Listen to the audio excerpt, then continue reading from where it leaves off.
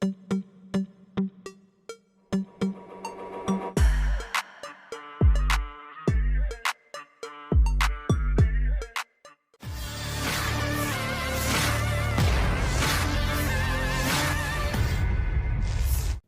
pesawat tempur meluncur melintasi Moskow pada hari Minggu 5 Mei 2024 saat negara tersebut melakukan latihan persiapan parade militernya untuk merayakan kemenangan atas Nazi Jerman dalam Perang Dunia Kedua.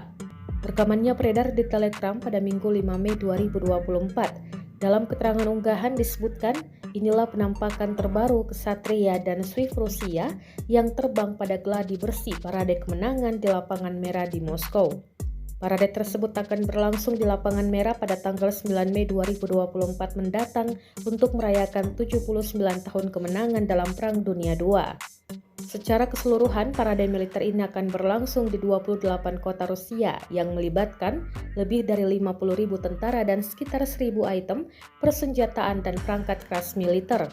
Selain itu, kendaraan lapis baja Inggris dan Amerika yang ditangkap dalam konflik dengan Ukraina telah dipamerkan di Moskow dalam pameran selama sebulan bertepatan dengan peringatan tersebut.